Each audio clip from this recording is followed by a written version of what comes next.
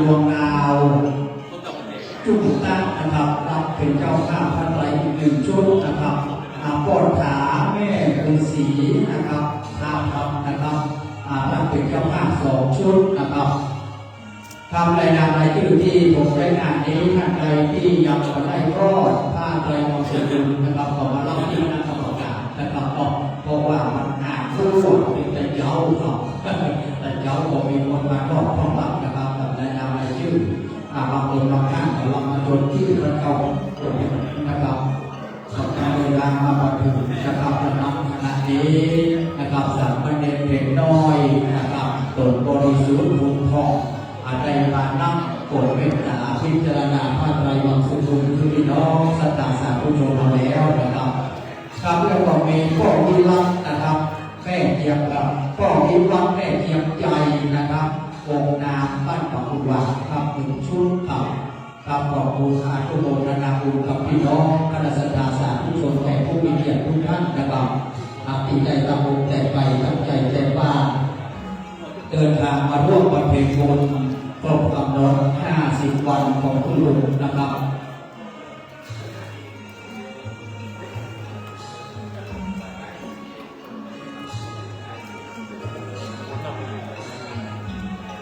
คุณท่าน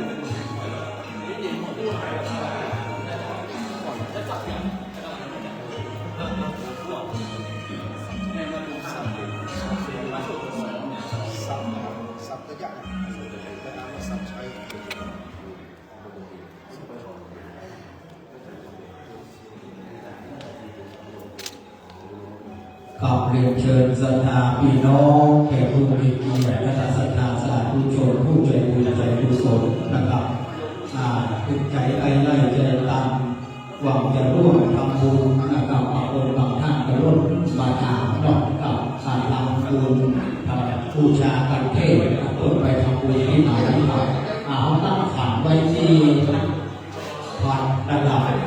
ทิศงานประลังของคณะกรรมการที่นี่พี่น้องเข้าประตูวัดอาจจะอยู่ซ้ายมือนะครับ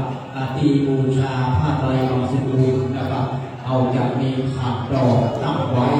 คือพี่น้องยกมือสามกางมือไว้เพื่อบูชากันทำร่วมกันกับเจ้าภาพเอาเจ้าสตาร์ลักที่กระบือนะครับคุณแม่สายพิมสุภานะครับร้านทองไม่อิเล็กทรอนิกส์นะครับส่วนเซียวเป็นเจ้าภาพเอาเจ้าสตาร์ลักเราก็เป็นเจ้าสตาร์ร่วมกับคนละเล็กละน้อย100ถ้ามันมี400มันก็เช่นก่อนนะครับเราถ้า10 วันมันก็จะได้เงินเอาวางใจกับพี่น้องศรัทธาสาธุชนเราคนละเล็กละน้อยกับผู้ชายประเทศกับทำในตรงนี้เพื่อบุญที่ส่วนบุญส่วนกุศลไปหายังจิตตโดยวิญญาณของพระโอเคอดีตเจ้าอาวาสตำบลโพธิ์ลาเขต 2อดีตเจ้าอาวาสวัดสันทรายเมืองประชาเขานะครับซึ่งได้มรณภาพรับการลาจากศรัทธาวัดสันทรายเมืองประชาเขาไปนะครับวันนี้โดนกำหนด50 วันกับที่เขาได้มาบำเพ็ญบุญเพื่ออุทิศส่วนบุญส่วนกุศลไปหาผู้ลุงแห่งลำลึกนะครับตามจารีตประเพณีนะครับพอเป็นพระเจ้าประสงค์นะครับโอ้เจ้าวัดนะครับเป็นอดีตนะครับเจ้าอาวาสวัดเขาเป็นองค์เก่าองค์แก่ที่เราเคารพนับถือนะครับก่อนที่จะถึงเวลาพระราชทานเพลิงนะครับอาดัมนั้นก็จะได้ทำพิธีการแห่งร้านขั้นหลายตอนก็จึงมาบอกพี่น้องศรัทธาสาธุชนทุกท่านทุกคนนะครับเมื่อได้ยกมือสาได้ปางมือไหว้ให้ทำบุญร่วมกับนะครับด้วยใจศรัทธาแรงกล้านะครับพี่น้องจะบูชาผ้าไตรชุดละ100ครับแม้ว่าพี่น้องจะร่วมทำบุญกับเทพกันแล้วแต่ที่เจตนาศรัทธาพี่น้องนะครับคนละ10ละ20มีนักก็600มีน้อยก็6น้อยครับเอามีเงิน100พอถึง100ของผู้วัตถุจะเอาอย่างมาขีดกับเอามีเงิน100ก็6เก็บซาวครับเหลือ80 บาทเรายังได้ใจในควรกันอยู่เปิดว่าการทำบุญนับปฏิเพียงตัวเก่าถ้าเราทำบุญเป็นเพียงตัวเก่าหรือว่าทำบุญแข่งกับเปิดพระราชกุศลทำพี่น้องจะเป็นการเปลี่ยน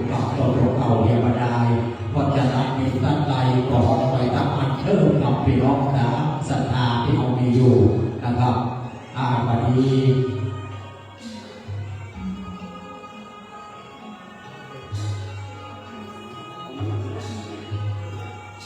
สองสาม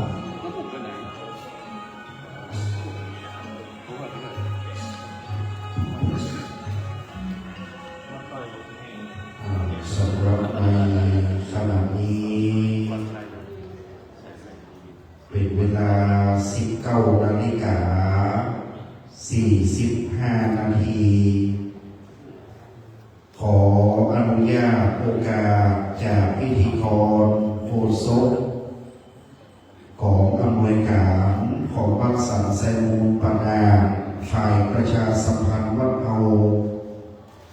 ได้น้อมนำเข้าสู่พิธีการด้านบนวิหารในการกินตามบำเพ็ญกุศลถึงท่านพระครูวีระปุณเขตตุลูสมเพ็ญอดีตเจ้าอาวาสวัดสันไซมูลปานาอดีตเจ้าคณะตำบลวคงบาลเขต 2ในวันนี้เป็นวันสำคัญแห่งวันหนึ่งที่ทางคณะศิษยานุศิษย์ตุเจ้าหลวงพระเนรสภา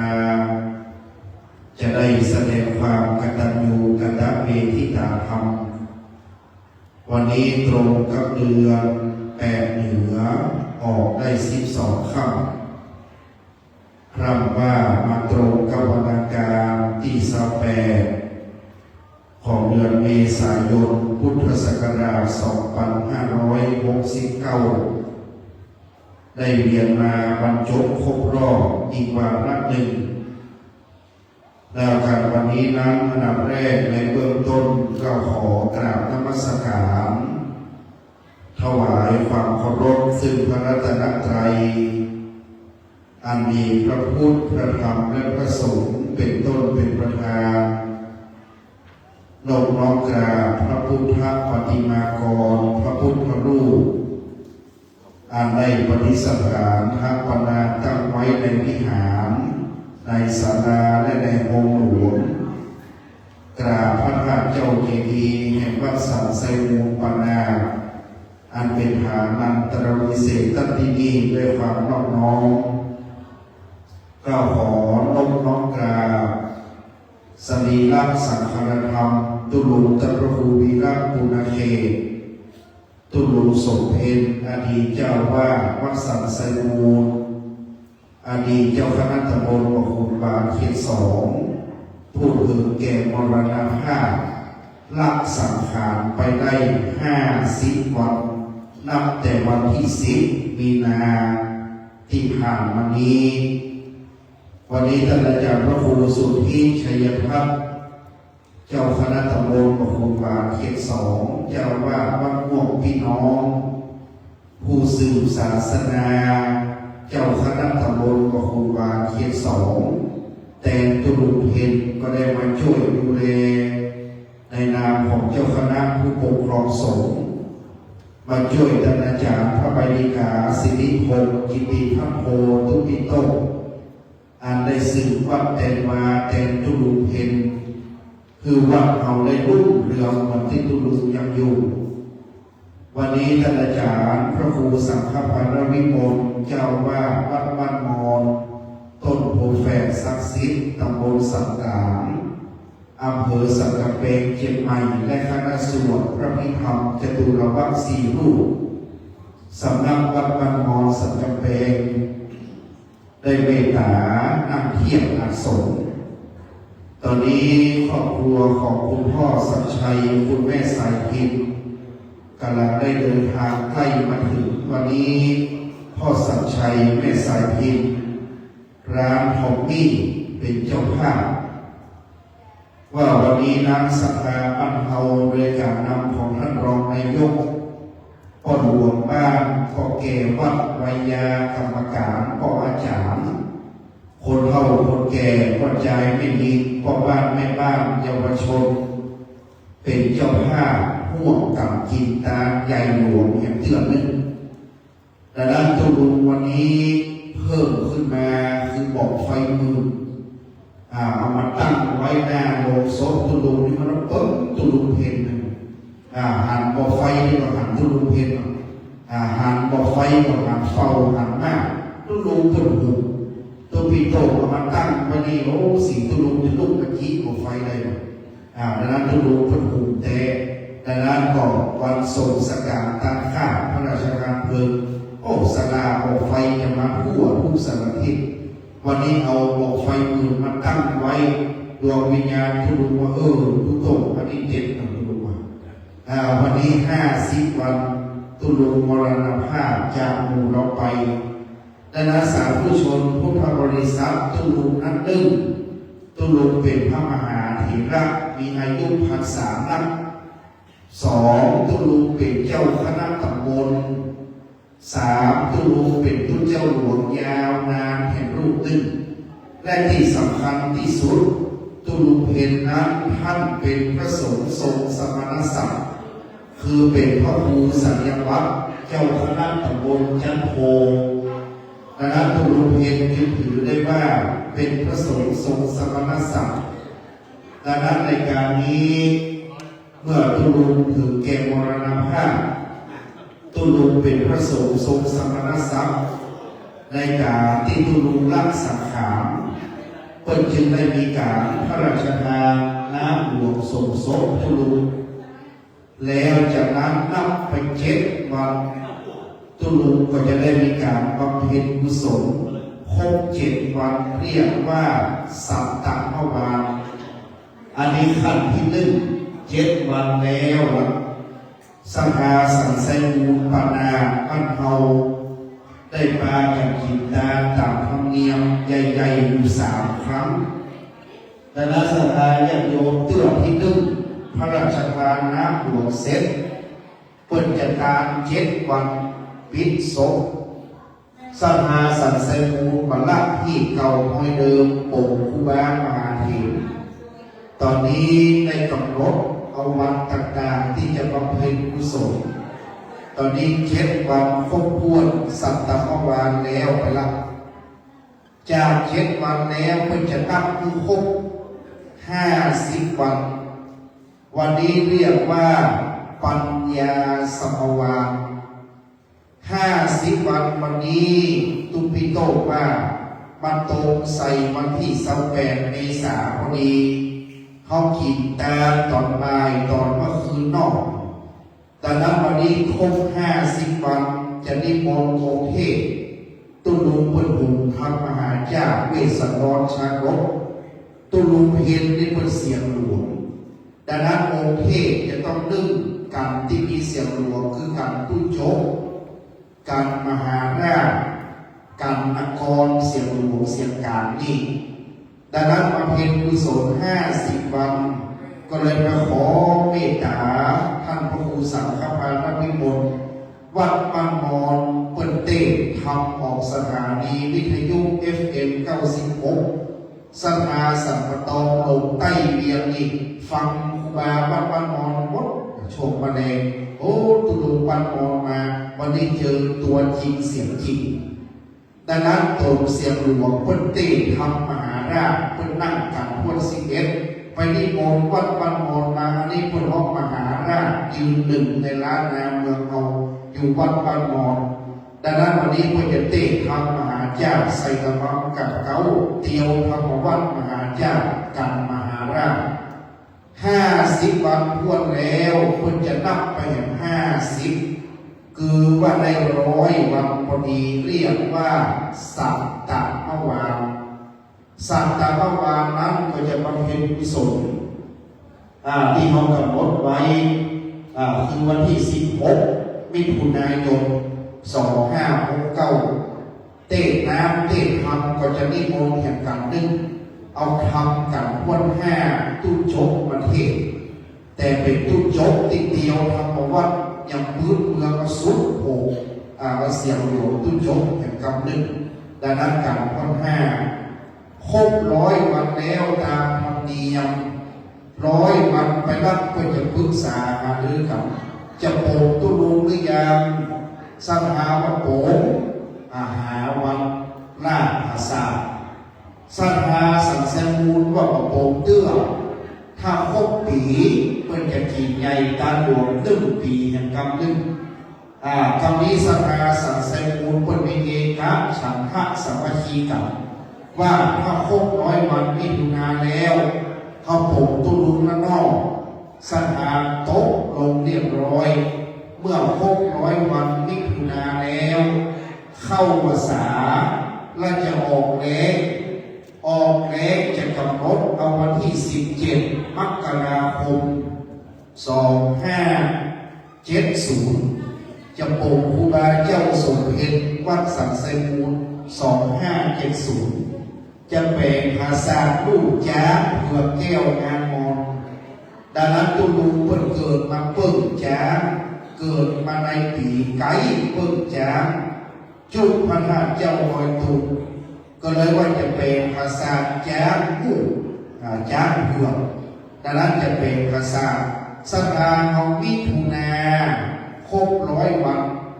สถานสันไซมูลได้เป็นบ้านเมืองเศรษฐีวินัยพระพรปนาสัมปตองพุทธมาเป็นบ้านเมืองเศรษฐี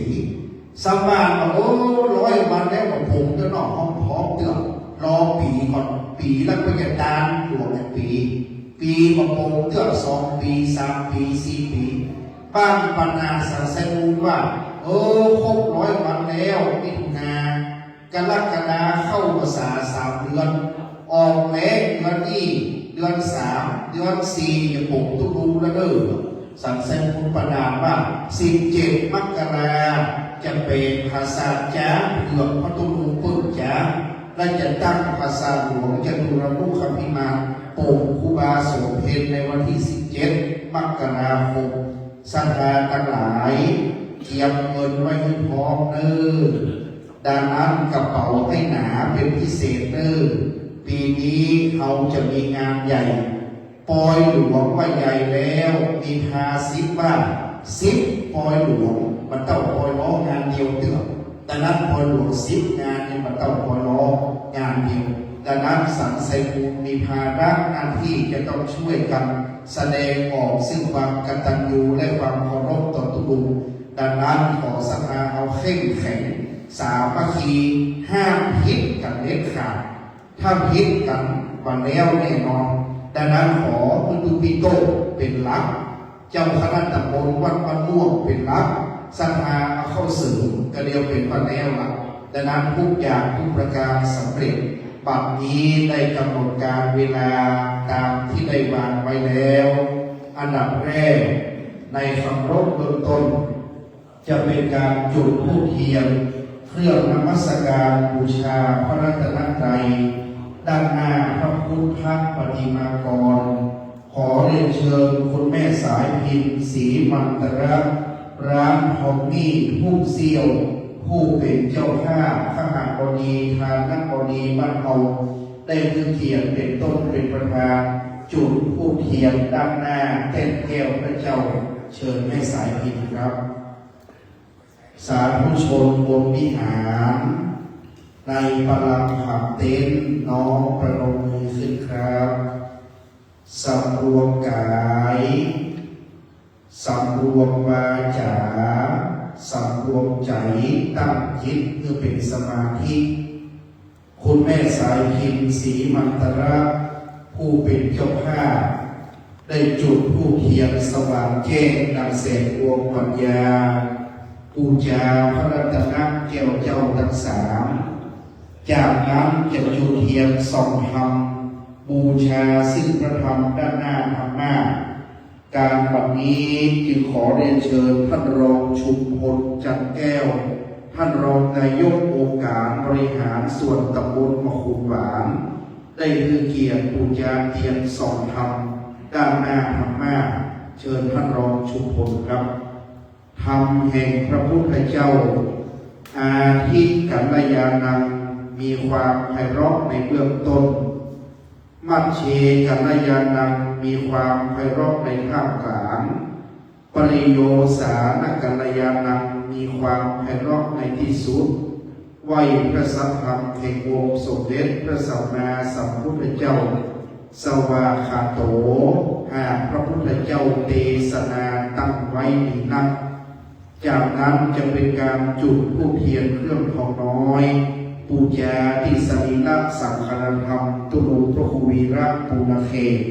เจิญพ่อหลวงสุรพงษ์แก้วหาพ่อหลวงบ้านหมู่หนึ่งสันไซมูลกลางพุทธอันเป็นพ่อแก่บ้านเป็นตัวแทนศรัทธาทุกหลังคาของเมืองได้เข้าจุดธูปเทียนเครื่องทองน้อยสาธุชนประนมมือนะครับขอติดพระดวงวิญญาณตันพระครูวีระปุณเขตตุลุงครูบาสมเพนอยู่สถิตเสถียรสำราญในติพพยัคฆ์พิมานใดขอดวงวิญญาณตุลุงได้มาโปรดรับรู้รับทราบและเป็นปัตตาอนุโมทนาแก่ลูกศิษย์ลูกหา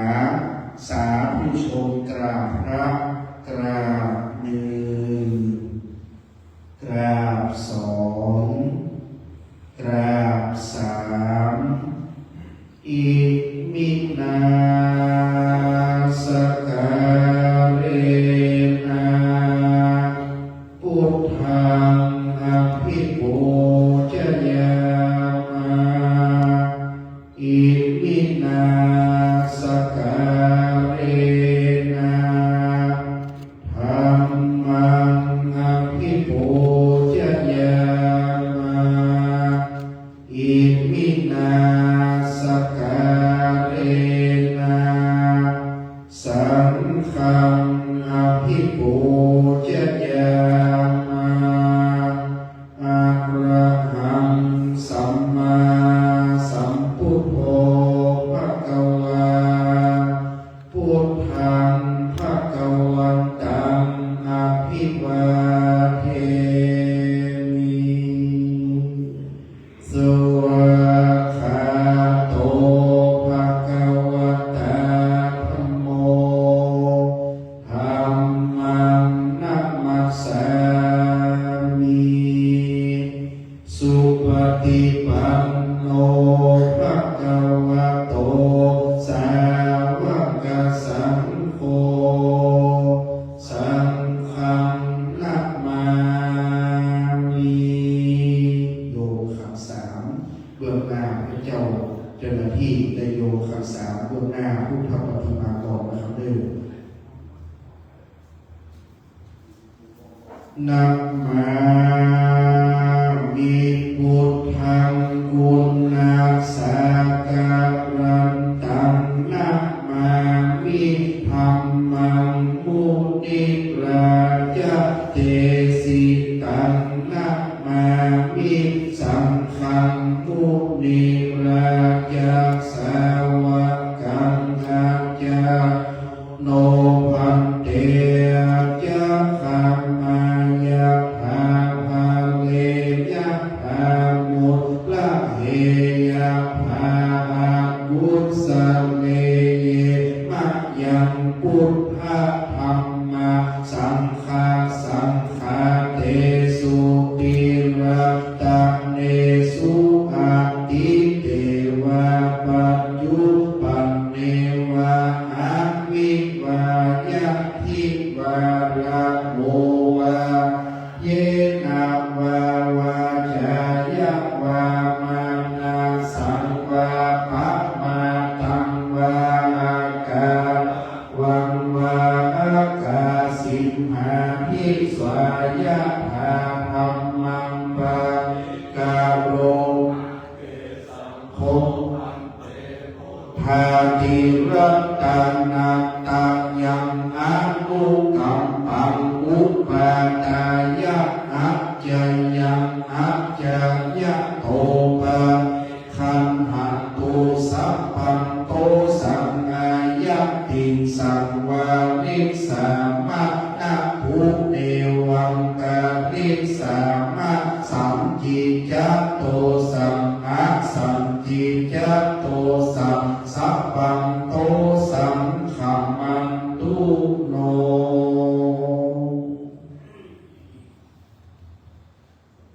จากนั้นได้เกณฑ์ขัดเขี้ยวทั้งสามจึงได้บวชเกณฑ์ขัดศีลแด่องค์เทพดังนั้นก็ได้เกณฑ์ถวายพระเจ้ากระทำพระสงฆ์แล้ว ว่าโบราณสัมปตองใต้เวียงและจะได้เกณฑ์ขัดสิ่งแห่งคำหนึ่งอันตั้งอยู่เบื้องหน้าโต๊ะหมู่ได้น้อมนำมาประเคนถวายต่อองค์พระธรรมเทศนาองค์เทศเป็นลำดับต่อไปนะครับให้คำสีแดงแล้วก็รูปหนึ่งคำแดงมัจยังพันเตติสารเนนะ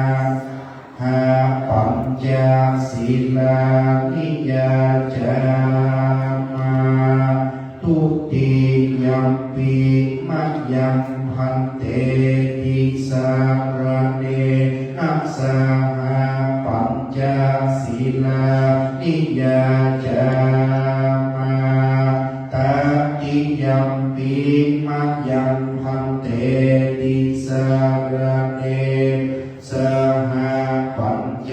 ศีลานิยาจามานะโมตัสสะภะคะวะโต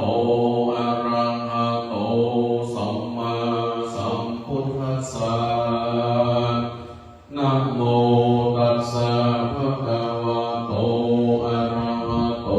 สัมมาสัมพุทธัสสะนะโมตัสสะภะคะวะโตอะระหะโตสัมมาสัมพุทธัสสะนะโมตัสสะภะคะวะโตอะระหะโตสัมมาสัมพุทธัสสะนะโมตัสสะภะคะวะโตอะระหะโตสัมมาสัมพุทธัสสะนะโมตัสสะภะคะวะโตอะระหะโตสัมมาสัมพุทธัสสะทังสรณังกัจฉามิ พุทธังสรณังกัจฉา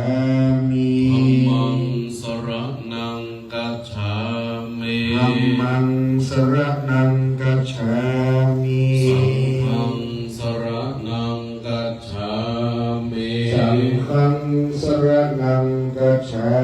มิ ทุติยัมปิพุทธังสรณังกัจฉามิ ทุติยัมปิพุทธังสรณังกัจฉามิ ทุติยัมปิธัมมังสรณังกัจฉามิ ทุติยัมปิธัมมังสรณังกัจฉามิ ทุติยัมปิสังฆังสรณังกัจฉามิ ทุติยัมปิสังฆังสรณังกัจฉามิ ตติยัมปิพุทธังสรณังกัจฉามิ ตติยัมปิพุทธังสรณังกัจฉามิ ตติยัมปิธัมมังสรณังกัจฉามิ ตติยัมปิธัมมังสรณังกัจฉามิ ตติยัมปิสังฆังสรณังกัจฉามิ ตติยัมปิสังฆังสรณังกัจฉามิ ปานาติปาตาเวระมณีสิกขาปะทังสมาธิยามิ ปานาติปาตาเวระมณีสิกขาปะทังสมาธิยามิ อัตตินนาทานาเว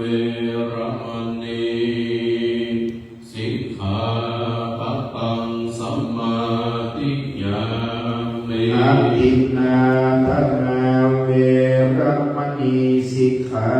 ปะทังสมาธิยามิ กาเมสุมิจฉาจาราเวระมณี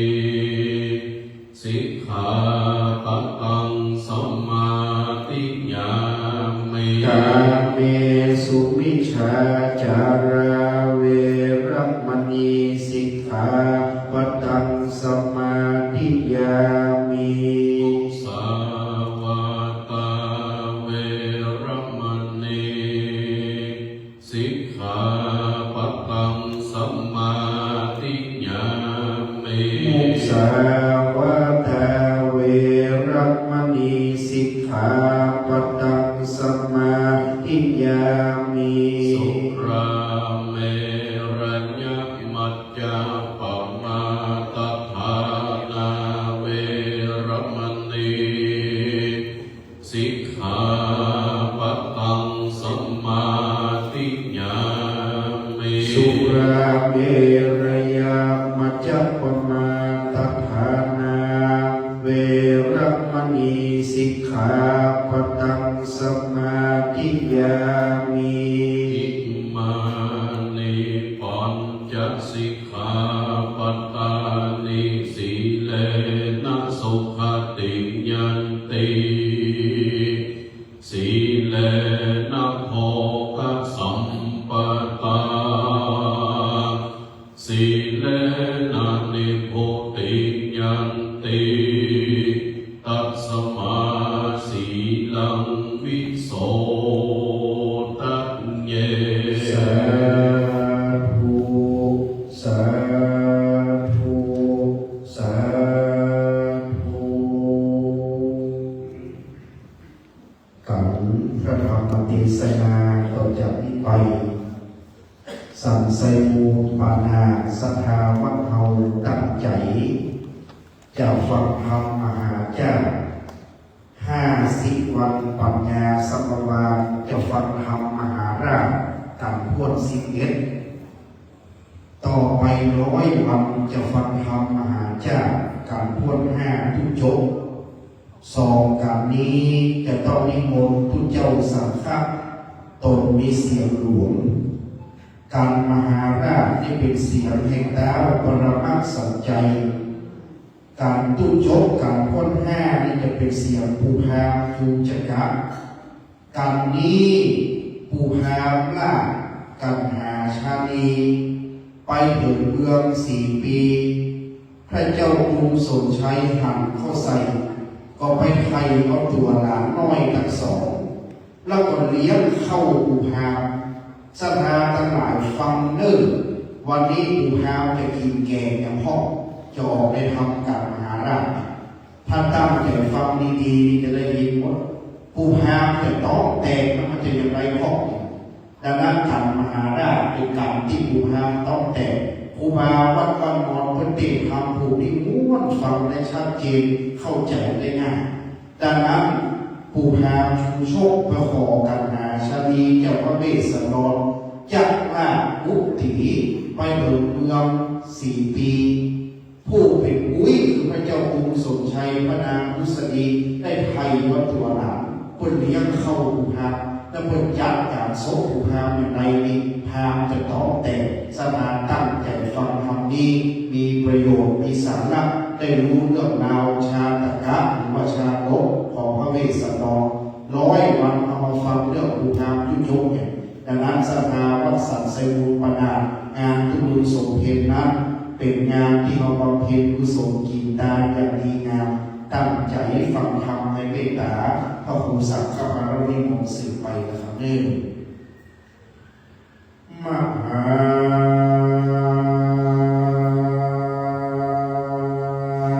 พรหมเลยโตเอ็นปราบตองเต้นกระดานตอ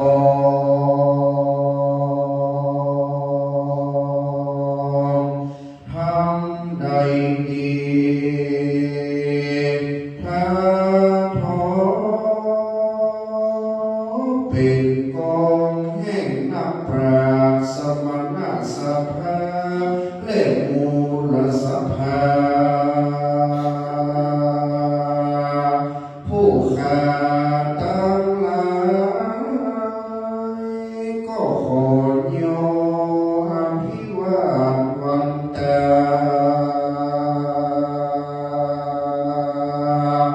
ยกหัตถาใส่เกลาขอ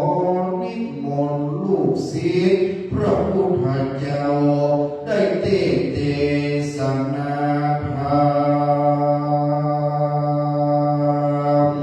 มาถึงกันมห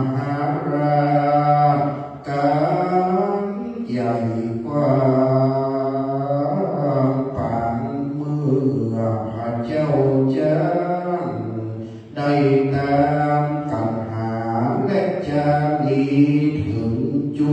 จักรพรำเข้าสู่เมือง4 ปีบัดนี้นาผู้ข้าน้อยนาขออาราธนาฟังว่าใจว่าศรัทธาผู้ข้าตั้งหลายข้าจะขอตั้งพระคุณเจ้าได้ใส่ระบังกาเก้าสัก1 2 3 4 5 6 7 8 9ปันกันว่าอิบไหนและหิวน้ำก็ก้อยยอกยั้งตั้งนะโมปาธัมโมธัมมังอนุกัมปิมังปัจจังอรัตถนังกะโลมา โส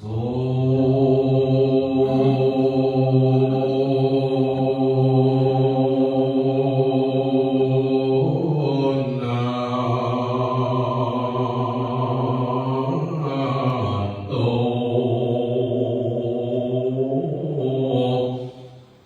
โพนโต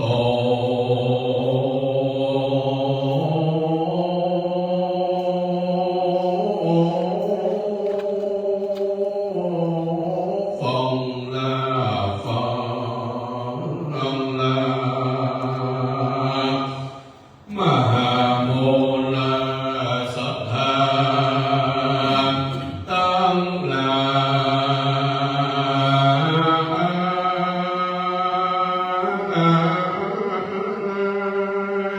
ตั้งหญิงและชายตั้งใหญ่และน้อยอันประกาศมานั่งดีเรียบร้อยเป็นถ้อยอยู่ฟังธรรม อาตมาโมน้อยจะกล่าวถ้อยพระธรรม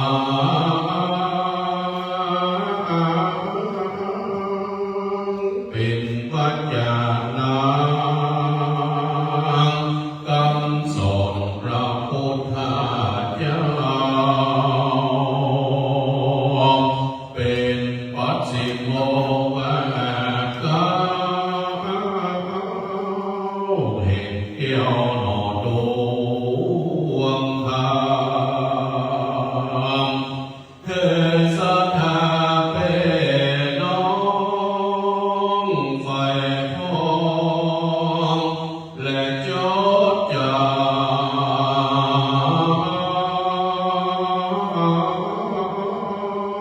เอาเป็นเครื่องนำปฏิบัติไปแน่เธอพ้นจากทางชั่วจ้าไปแน่สู่ทางดี สมเด็จพระมุนีไขวัดจีพระอุแก้วเป็นธรรมเลิศแล้วว่า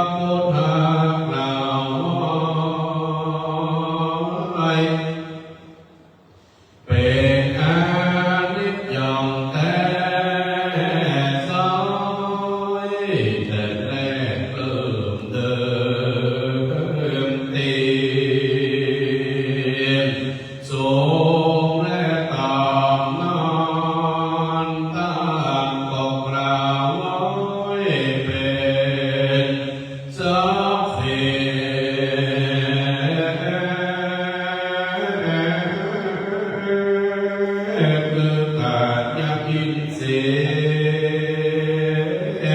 เมื่อลงกำกดใหญ่ขึ้น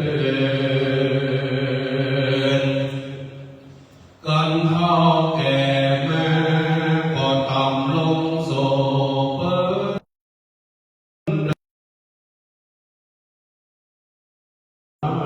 ไป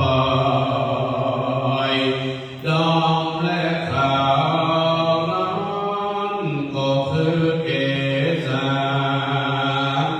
อันดับสา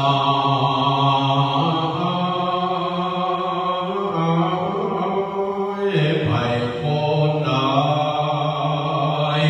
แม้พอหันก็ไกลได้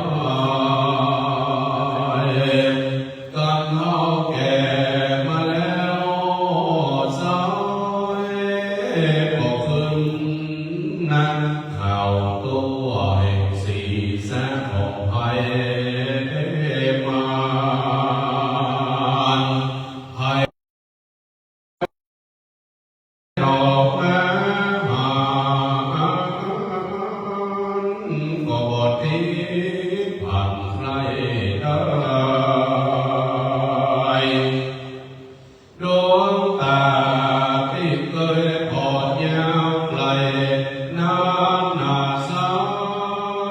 ยฟันแก่เท้ามาตาก็สั่นและหนอแฟนไปเที่ยวฟันที่เคยมันคงน้ำมาหนักเกี้ยวอันใดก็ได้เหมือนยา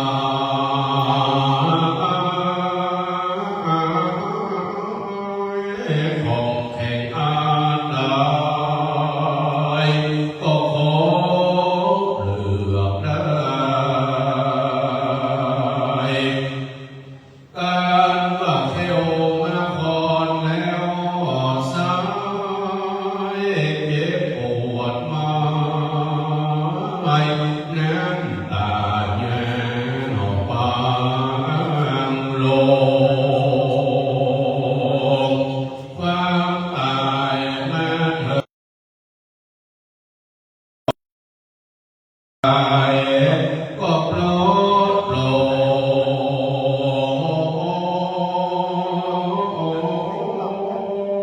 ง กันว่านอนลงก็ลุกขึ้นมาบ่ได้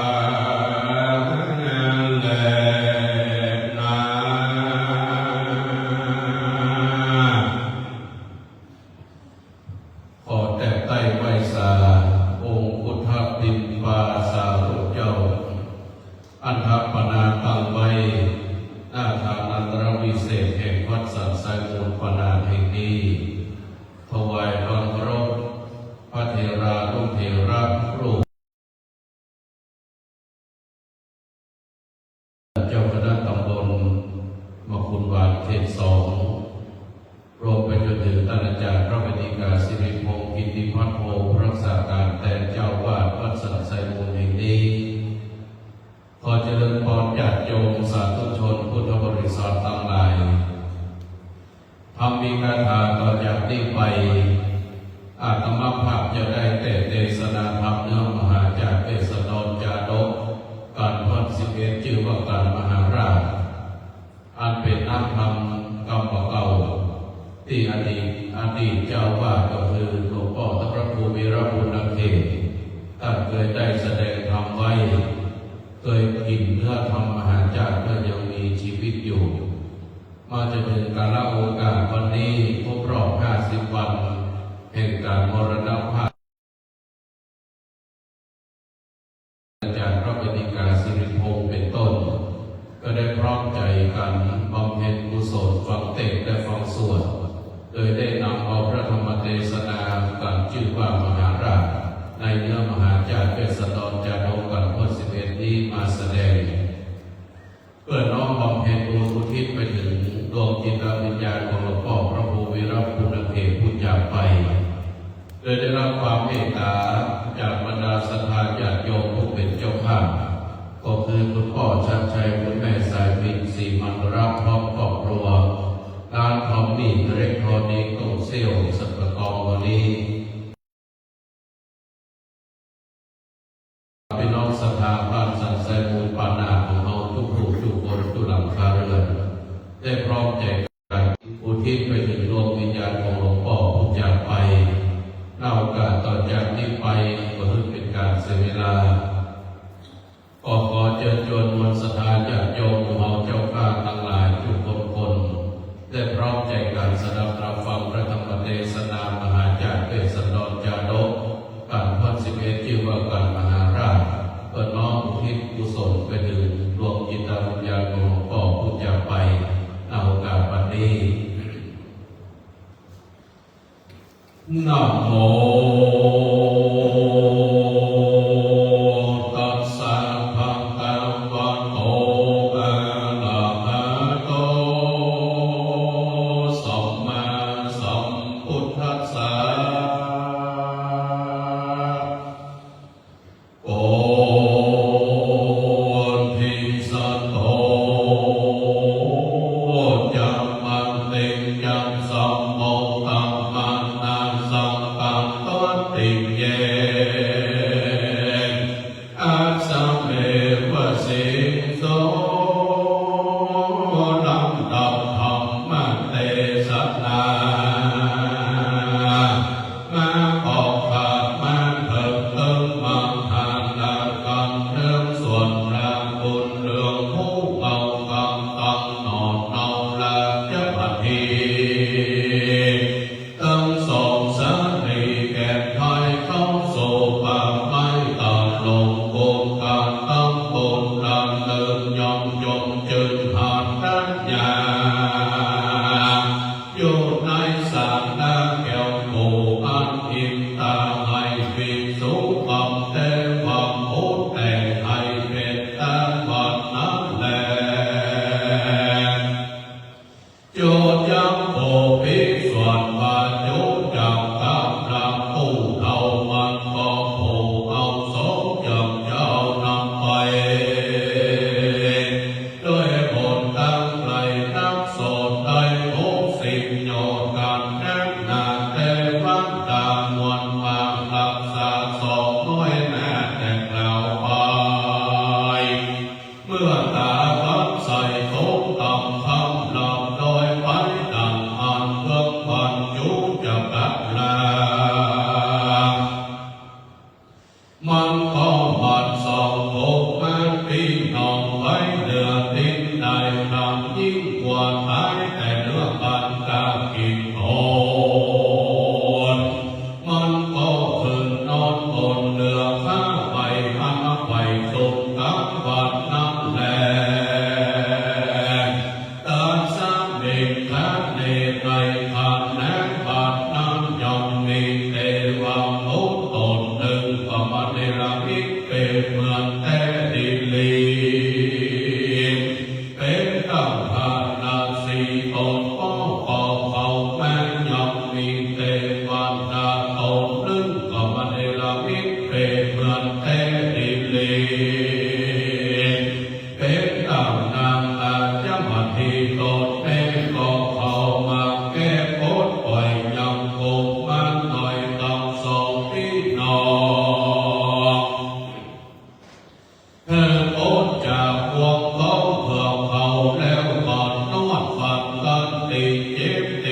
người từ ngày nếp người tìm làm tiền leo có tạc ôn số kề nơi sáng vời cao nắng vì xếp hàm số phá mang leo có hào sọt ra bộ và nọt chủ cây tìm chủ cây cùng làm hào đôi xa xa đêm này mưa loài thế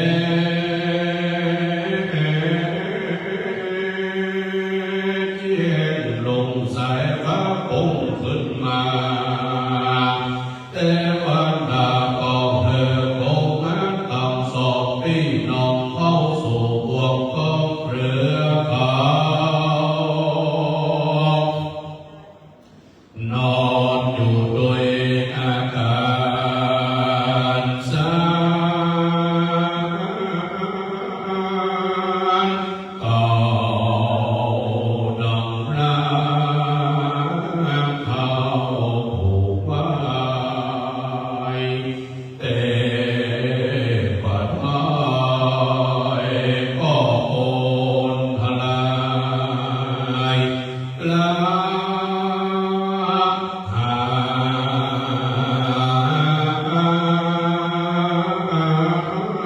ยไปวันนั้นแหละปุ่มมันตั้งสองพี่น้องอันแต่มันดาหากตามรักษาออกขาดออกนิพพานญาณอันใดจิตไปโดยตามลังยุวันอันแลจงยังทั้งลำอันเดวันนาหากวันลงเข้าหัวใจว่ายังไปสู่เมืองกนิกันนาอันเป็นอาคาแห่งตนร่างก็ลงหนทางเข้าไปสู่เมืองเจตุตรนครด้วยกล่าวตั้งนอนนั้นทั้งอ่านวันใด15 วันจิตไม่รอดเพียงแก้วยอดดอกกอดใจตั้งพลังแอบสั่นใจโต้นโกอันสำนักอยู่ในละยักอุลีในเมื่อใดที่เธอทั้งจากต่างใกล้ลงดาวไทยมุ่งฝันหันมีสัมพันธ์รักดังตีฝันว่าโอนได้นำอยู่เนื้อผ่านสักนาต้องสักอาจไม่ลงราตรีพิจารณากามฝันว่ายังมีใจโพเรื่องดำพังให้ใจเงียบหน้าปัดที่นั่งเอาแม่ยังดอกบัวสองดวงดีแม้ทำไว้ดอกเมื่อฝันว่าตนได้เอามาพัดลงในโพกำสอง ฝันว่าเราเอาไปสองดอกบัวนำฟุ้งสันนาผาโคโคลงมาเหนือทั้งแห่งตนก็มีฝันนั้นแลโสภัคโผนยิ่งกว่าทั้งปรมัตถ์สัมใจก็โปกใจชื่นตันตรงตึงใจบานก็เรียกหาพระโพยกเปรตโลแจ้งเหตุกรรมฝันที่นำพระมาอาจารย์โพยกเปรตโลแจ้งเหตุกรรมฝันก็ไหวพระนาพันธินาโนน้ำปากไหวสามบ้านเทวาพันแต่สมุทิเทวดาเพชรจา ร่างเก่าเจืองจอมพานส่วนกลางฝ่าย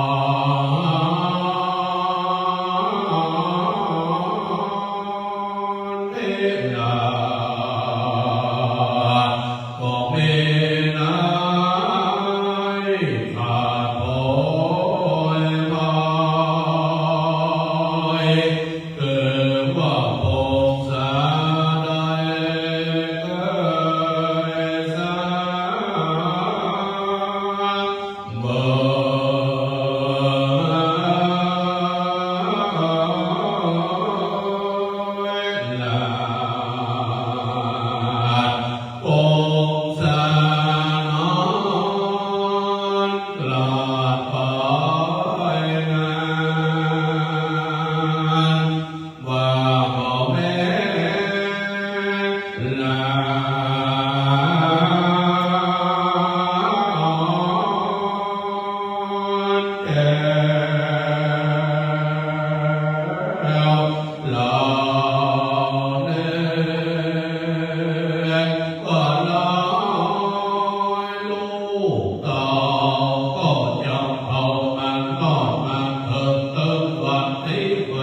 จักแล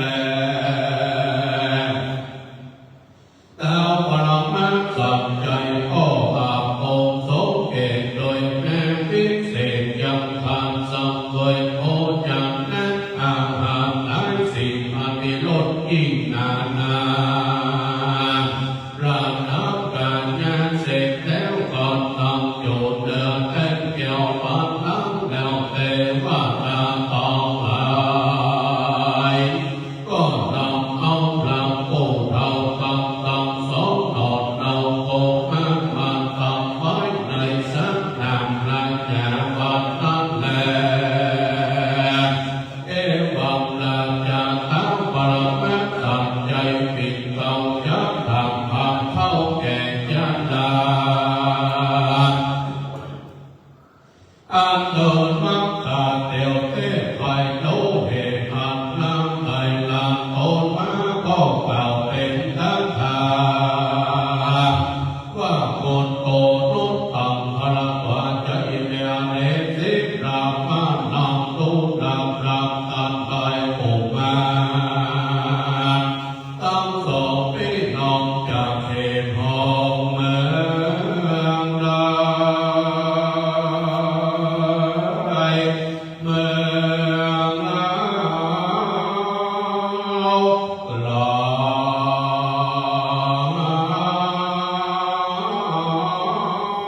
ยบ่ย้ายไกลพลังแห่ไกลมาเดินเมืองเราที่นี่แล้วปล่อยจะเอาลา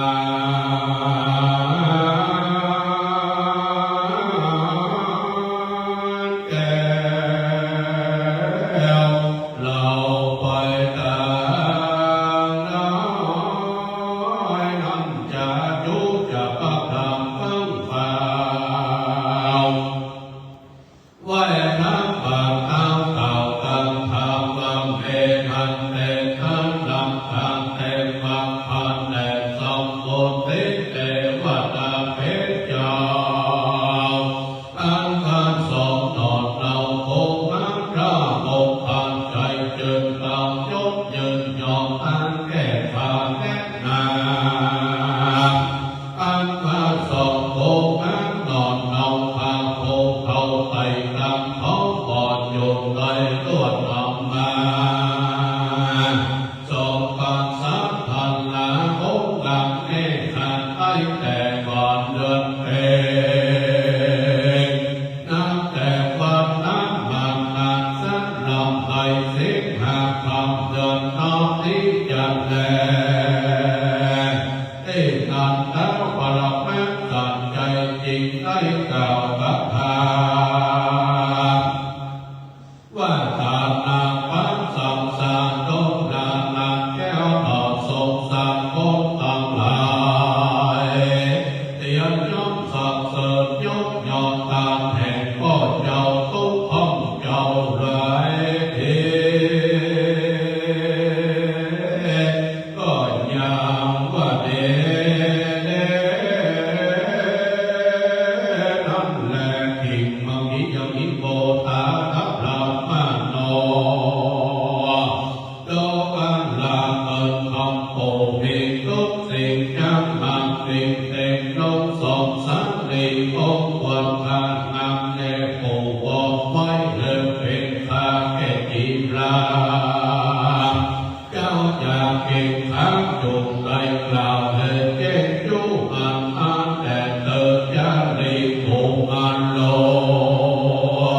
เจ้าจะมีจงยืนยอมมือยืนภายสามว่าตาทักทางแต่โกพระยาเพชรเจ้าก็พระยาจะเป็นเจ้าสัมไว้เราเมื่อจำมาดีแค่ดินลีว่าเมื่อ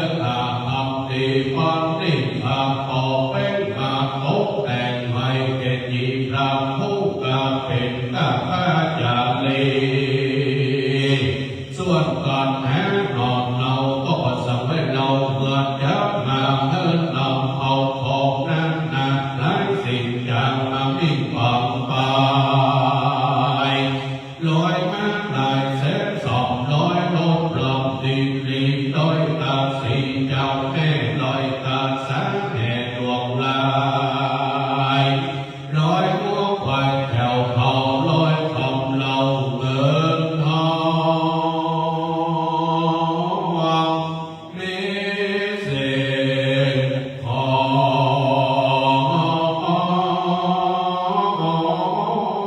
งและน้ำและลอยเป็นกับน้ำน้ำน้อยกับหางกันมาเต่าไผ่เราส่งหลังน้อยหน่อยก้มจากทางคอยมาหาปลาเต้น้ำหน้าเจ้าจันในโกมาจิตใจมาสำแดงอาการอันเป็นทุกข์แห่งพ่อและแม่ตนแล้วเต้าดอกแก้วสัจจอยได้ดินกำนันลับลาจันในอันควรพักโสดจริงไผ่โตแห่งตนว่าโดกันลาเจ้าจันในหลังลับแต่โปเฮยกูโปตียิ่งแก่ก็ยิ่งเรายิ่งเท่าก็ยิ่งเสียสักลีกูโปได้ฟังคำเจ้าสีพิมาสนสอนลวดได้พักพอเจ้าตีตั้งคืนนั้นแหละนา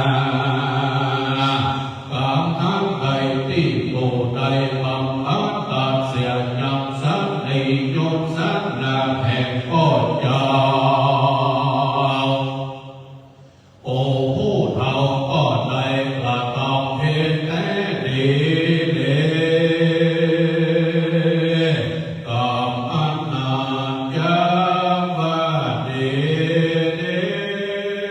บ่มีและเจ้าหากเป็นกรรมอันบ่ดีบ่จอบอกรักบอกด้วยปราณาจะพิจารณาแต่แลดูการลาเจ้าจะดีลานับแก่โปเฮยขอมันเจิมเจ้าไปนาทางนาที่โมยังพ่อเจ้ามาสังเวยเมืองเขาเราสองตีแต่เธอเมื่อนำเจ้าจะดียิ่งได้ทางต่อว่าดูกันลาข้าแต่พระโปประญาเป็นยาจากนั้นดาบน้อยนี้เราจะกำเมืองเยี่ยวว่าคนบนโหกจะเดินลงไปที่บนตันดาวบนนั่งจับแล้วใจมาโดยง่ายน้ำยาข้าขออัญเชิญผู้ราชาเป็นเจ้าจงไปสัตว์เด็กดินดาไปนั่งแล้วโอสาลาจาพิเศษลูกแก้วแล้วลวดนำมาเหมือนดูกวนจัดแดตาโตทันนั้นบอกดินนานโมเสสนาอากาศใจยากแก่ก็มารวบรวมเอาอย่างเจ้าแหลมมาทำลายเพื่อยอมไปหน้าทันหายังโกรธพระราชาเป็นเจ้าในเขาฟังกันทั้งฟังฟังตากินเลนนั่นแหละนาตุปะลา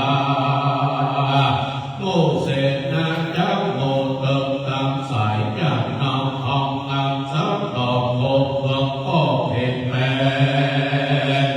ขอคำแขวนสักใหญ่ขอเลิศใส่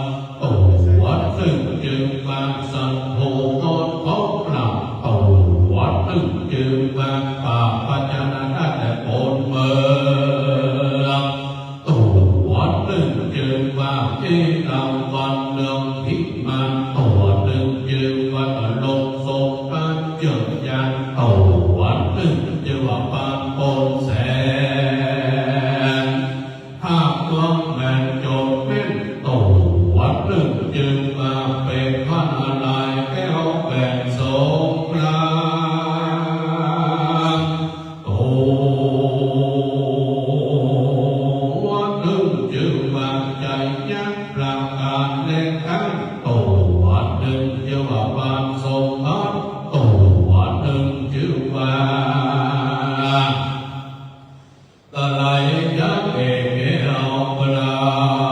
โต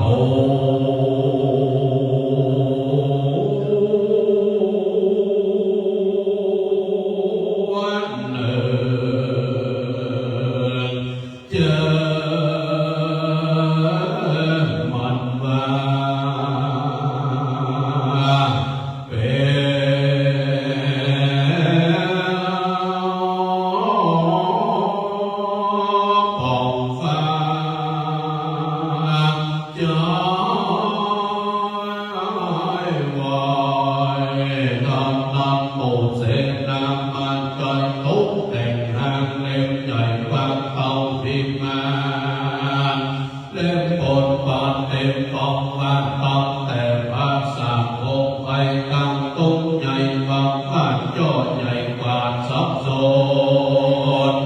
เครื่องเสริมคนขึ้นใส่นาไม้ใหม่และกระโดดสิ่งปืนปิดยิงและสิ่งนาอมตะศิลา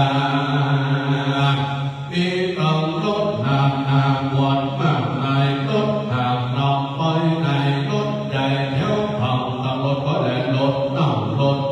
ใส่ปืนกลรถผลไฟยนต์เผาไอ้รถโดยสารใจเอาไปตั้งลาบางยันไปก่อนอาใจอยู่ทางวิหายโยตังลายกับกำยันใหญ่กำโพทองเอ็นนองอันนี้เครื่องโลพิเศษอาสาปังเพื่อพลาจา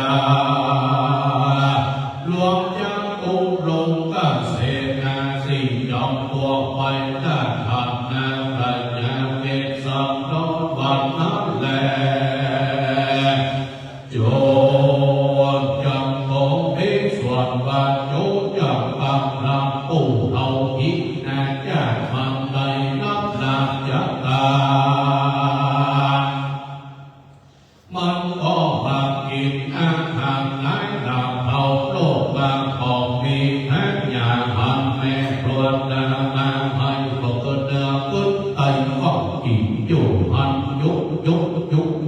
เอาหันของกินปุ๊บเต็มหันโตเขาอาพวกบ่หูตั้งใจตั้งไอ้ฟังลูกหายใจเขาจะกินตำลาสากับพักแปมกินตำลูกเกิดแดงไม่ใส่ตำพักไข่พับยีใส่เครื่องเดห้องเกิดบอกปีผู้คือกินกับวันนึงก็ปีอยากกับวันนึงก็กับยอหุ่นดีพอดีก้อยเบิดนึงก็มากินแกงหอยแกงต้มไก่เบิดนึงฟังเขาใส่แกงก้อนเบิดนึงก็นอนเบิดนึงก็นั่งกินเชียงอย่างตามสบายใจพ่อตาสายอยู่มากเพื่อย้อยอาเต็มต้นสองตาโมดเงินหูอีกเบิ่งเขาใกล้ตึงปากหาย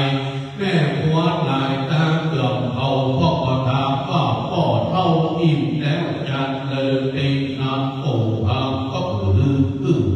ตั้งหอยว่าพอกินอะไรข้ามน้อยเปิดแม่สาวน้อยก้อยทับเติมโลไปก็พ่อกินไว้จังก้อยกินเป็นพอเป็นเบากินยังหอวัตถุอนามัยข้าวบานได้เก็บแต่กินตามเขาโตแต่แดงหมากเตาปากเท้าสั่งพัดยากินข้าวหมดนึ่งปากปานและไก่ต้มข้ากินแท้กินไว้คนเดียวกินตำก๋วยเตี๋ยวยี่ห้อถูกต่อแห่งวัดม่วงปีน้องแล้วก็มาขิงตรงจืดน้องมาสักมาไปฟื้นเอาเมือนลูกอยู่ไปมาอย่างน้ำผ่านอย่างทำมาตามก่อนเลยเกิดปูดีเกิดดีอายสุดแต่พาพ่อตายก็มาตุ้งที่ปุ่งเต้าปุ่งใส่มงนอนในโลงกินเกือบต าเรื่องนอนกลางเอามือสามลูกต้องร้องออกปากว่าตายกูตายคนตองไหนตึ้งเขาก็นึกว่าผีเขาก็ฟังเอาน้ำมนต์มาฮึ่งอีกแต่ตกโห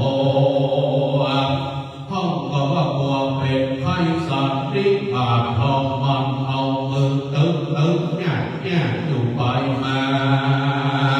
ห้องก็ว่าไปธรรมดาพวกบอกว่าไปก่อนตกนางเอ็นพรทองมันเอ็นตาก็ตัวหมอ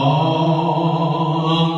ห้องก็ว่าไฟมาเต็มเดียวขึ้นสองมองแรกเส้นปากก่อนโอ้วิ่งเต็มแรกหาหมอยาตีน้ำเขาจิงไปพระสมยาพระโยเกิดว่ามันสังเกิดแรกมาความตั้งน้ำส้มจากแม่ปิดเปียวแดง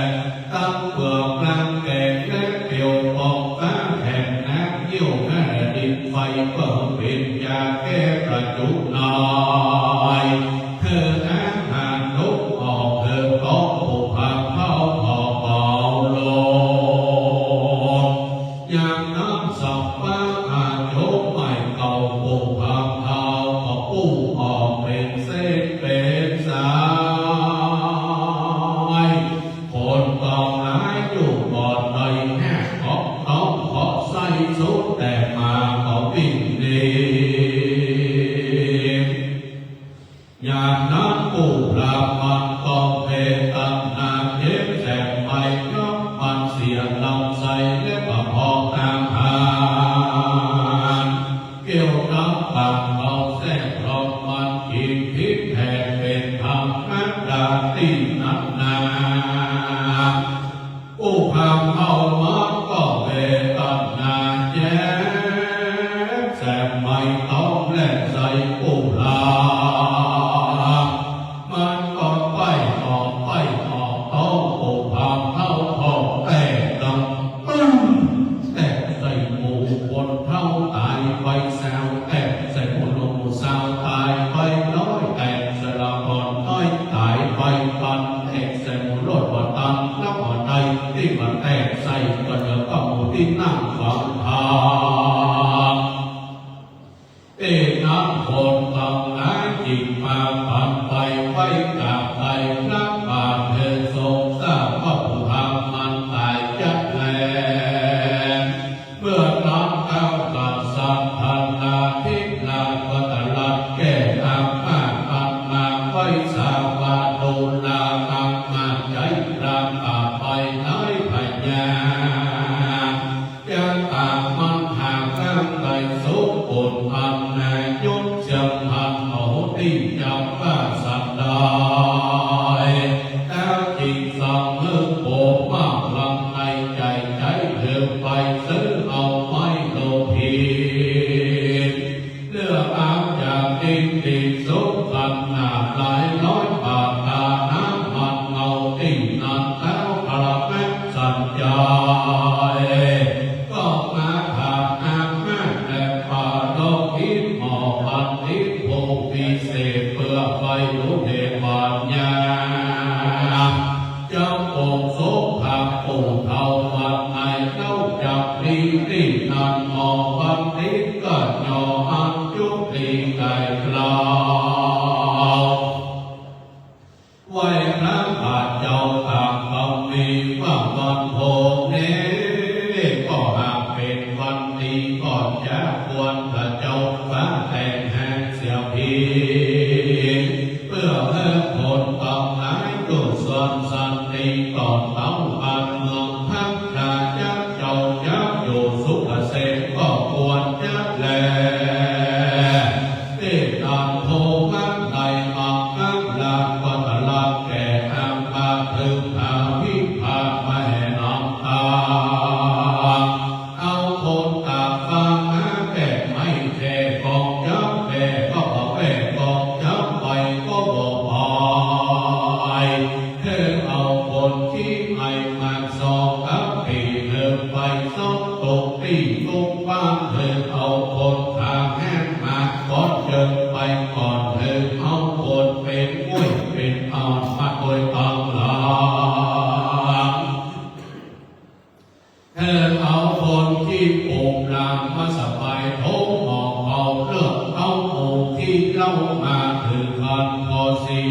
ขอพ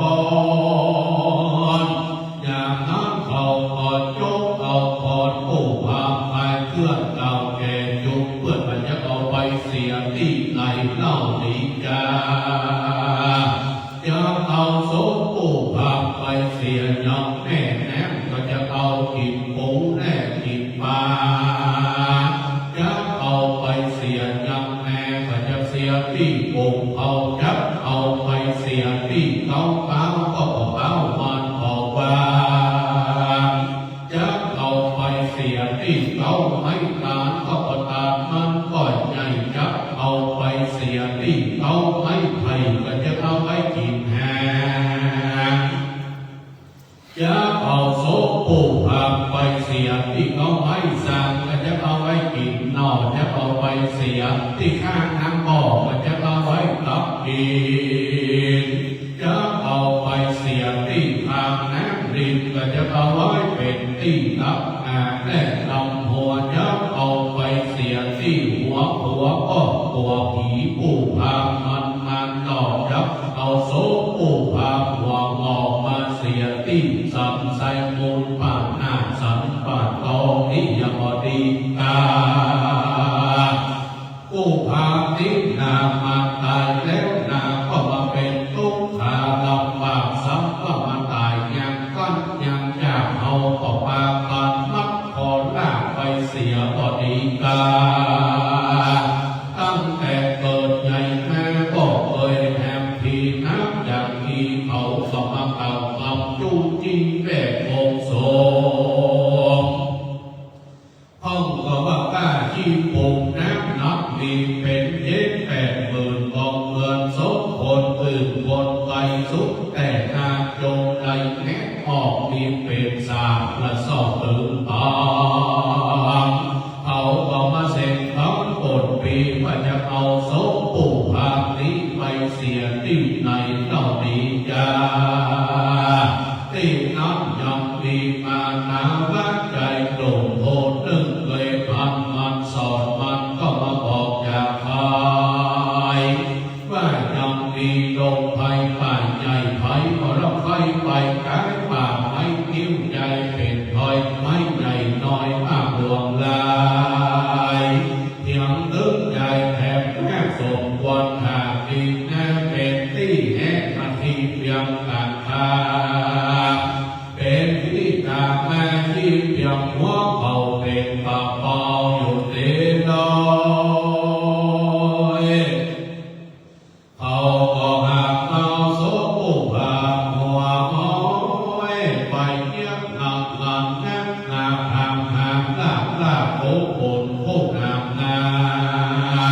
ก็มีมักปาเตียวสอดเถิดปาแจ้งดอดตังไฟที่นั้นคนตั้งหลายจิตใจกันไปที่คนสันลงน้ำปวดเถิดทุกเจ้ามาสวดและปังสุขคน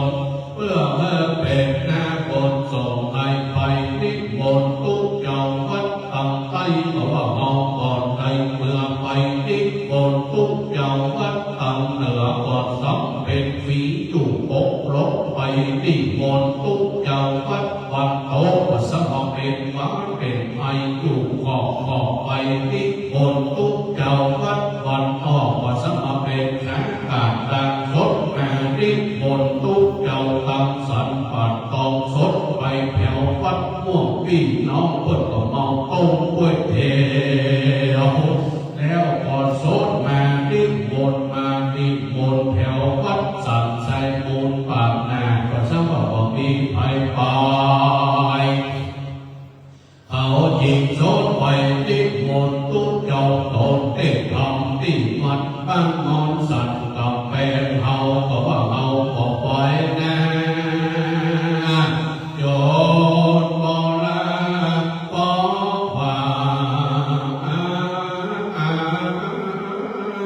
จิตไปไกลทุกเจ้ายังภายที่โคเป็นทุกเจ้านางโคตันหาพ่อหน้าตาเหมือนที่มนต์หัวขาวสุดกุ่นลำโพงอย่างโจโกวังนาตะลงแผ่นพาก็เหมือนพาย ก้นกองปึงสองแก้มตื่นดังจองเที่ยวบนงอนปากเที่ยวน้ำอ่างเที่ยวแปดแถวกาสองโหยักษ์ตั้งโหยักษ์เราทำไม่ตั้งสับไปโผตาแดงจงเหลือกเลือสนิทเพิ่มอยู่ไปมาว่าอุบาสกเผยพ่อออกเท่าจูงเอาบ้านใส่เขาครับทำไมเข้าเอาไปทันละแล้วท่านก็ฟ้องมันลงมานาไปจอดบาดจ้าตั้งไปที่น้ำคนฟังนายก็เอาพรผีผู้พาขึ้นสู่กองลวนยับพาพบหัวมันออกเปิดหัวออกอยู่สู่ปุ่นเอาผ้าออกสู่ปุ่นมาผ้าขอองค์การกันพระยีโนเอาไม้เท้ามาต่อยป๊อกเอาน้ำต้นมาหยาดไว้แต่ริมปากก็เอายับตาพระยีโนโอ้อย่ามาจับผ่านก่อนและผ่านสิ่งเต้านำหินนับอยู่เป็นพระโอวาสุรโสเปิดแผ่หัวก่อนยังลุกเกียรติยันแน่ทรงเสียดสื่อตึงริมปากเบิ่งเพิ่งหลับเสือกเอาไม้เท้ามาต่อยกองโลเสียงดังประกบปากร้องออกปากบ้างเอาสิ่งความทำตื้อปากพันแล้วก็ทำนักโม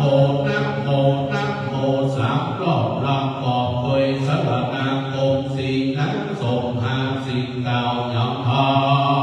ำอายุยิ่งกว่าพุทธลาธรรมะพุทธลาธรรมะสัพพัญญาธรรมะสัพพัญญาธรรมะมะกลาภูภาปีนาเมษาเหือปตกปอย้อยแล้วนาเดี๋ยวก็จะจบแล้วนา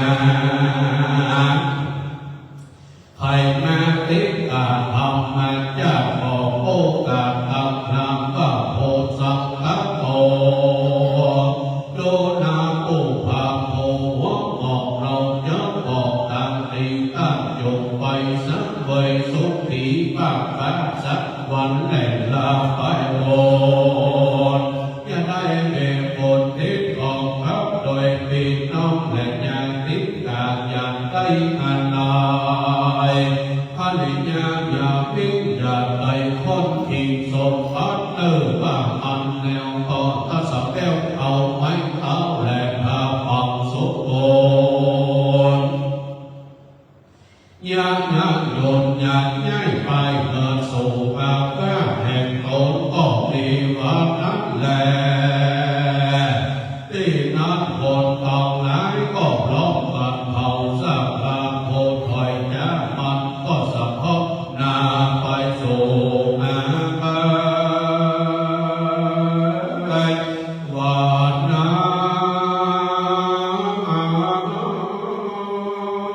นแลนา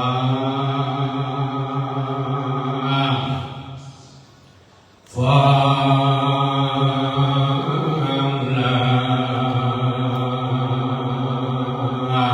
สถาตังนา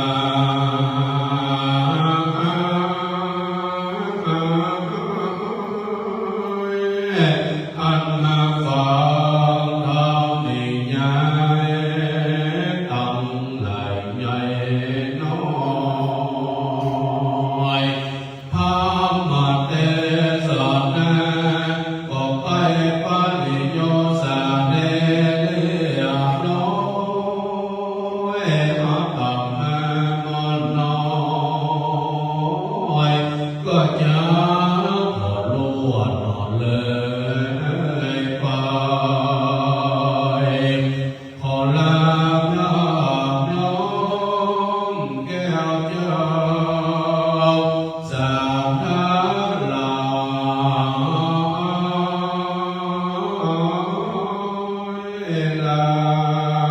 ลาตั้งไปนอกและไปหลายลาตั้งยิ่งใหญ่ใหญ่น้อยลาตั้งพ่ออาจารย์พ่อนา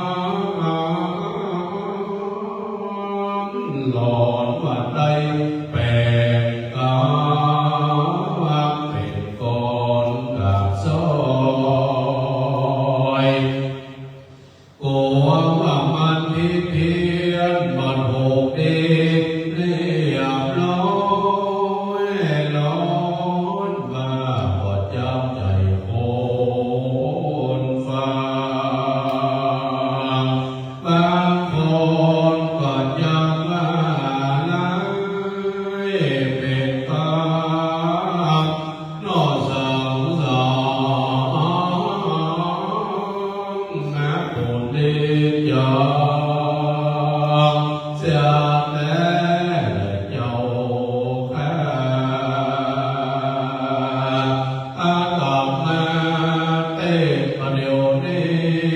ออกเกือบจะสวมองแล้วติ่งก็เริ่มไปเล็บอยู่ที่ซาประเดี๋ยวนี้นะก็จะขอลาโลดเลยโลขอให้เป็นอายุวันนะสุขะสมพระสงฆ์เป็นมิตรมงคลกับตนใหญ่น้อยขอให้สุขเยินยอยจุกใหญ่น้อยกูจะยิงออกดีโดยภากา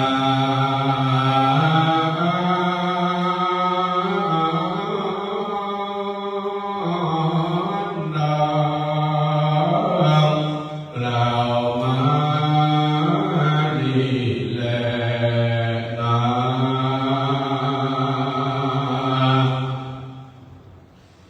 มหาลังจาปัปปังเลเทตังกิญญาสังกรนานาวิเศษจารองเอกมหาลาปัจจัยเลอันลานาลาลาไปด้วยกันปาตถาก็ปังปงโสมเรสเร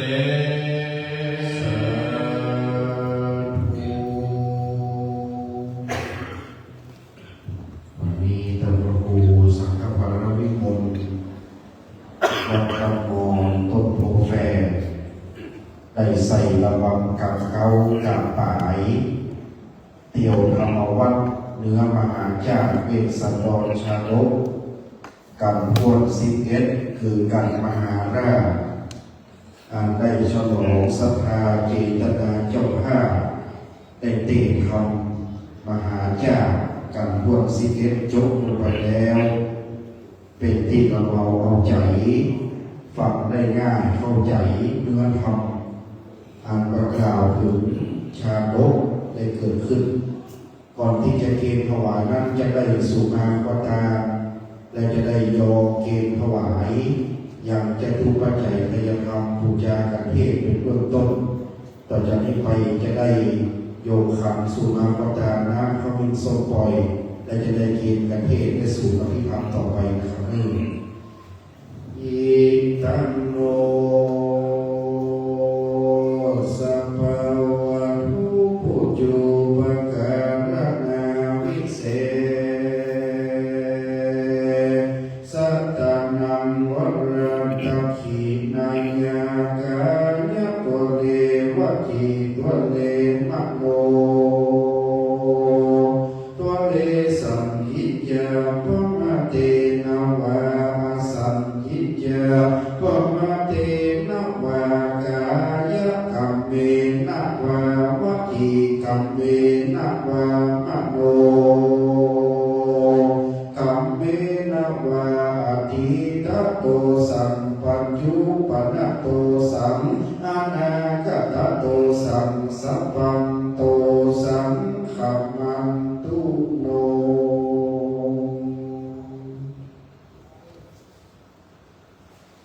ต่อจากนี้ไปจะได้ถวายปัจจัยกันพระพุทธพระธรรมด้านหน้าโต๊ะหมู่บูชาการนี้เรียนเชิญคุณพ่ออินแก้วถาได้น้อมนำเกณฑ์กันพระเจ้าพระธรรมเบื้องหน้าโต๊ะหมู่ที่พระพุทธปฏิมากรเจิญพ่ออินน้อมถวายกันพระพุทธครับในนามตัวแทนพี่น้องศรัทธาผู้หลังการเรือนวันนี้พ่ออินได้ยกยืนยอตาการพระพุทธเป็นเบื้องต้นวันนี้ลมดีอากาศดีหน่อยแต่พอร้อนถ้าเกิดจะร้อนแบบนี้ขนาดวันนี้ก็กินตามอย่างน้ำในรถงาม เขาอินโยตาถวายโค้งเลยนะครับนี่ต่อจากนี้ไปจะถวายการเทศเชิญเจ้าภาพคุณแม่สายพิมพ์สีมันตระร้านทอมมี่อิเล็กทรอนิกส์ทุ่งเซี่ยวได้ยอเกณฑ์ถวายทายธรรมปูจาการเทศเชิญคุณแม่สายพิมพ์ประเคนถวายเป็นลำดับต่อไปครับ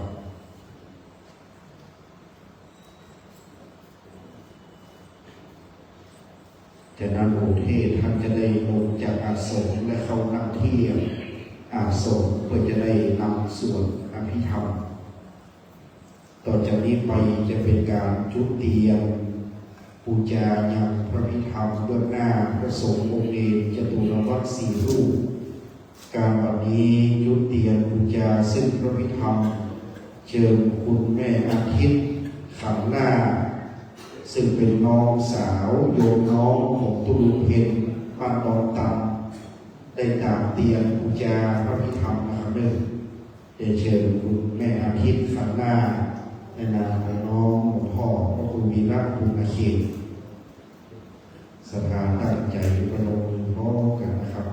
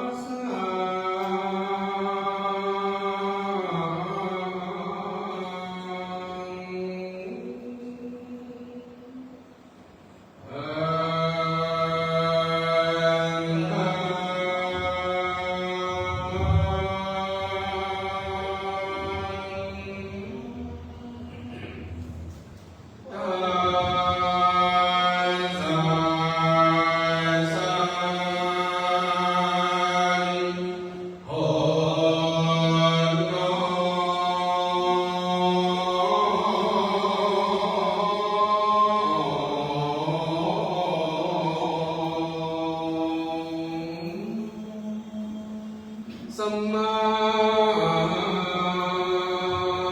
สัมพุทธัสสะญา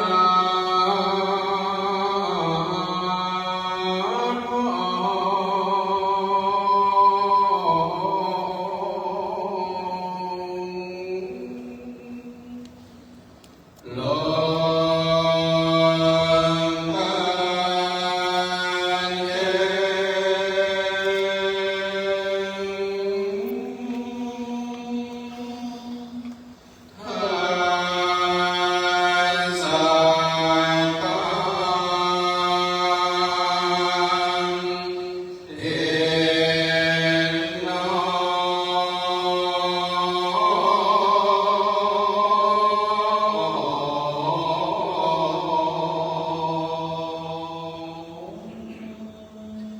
สัมมาสัมพุทธัสสะโต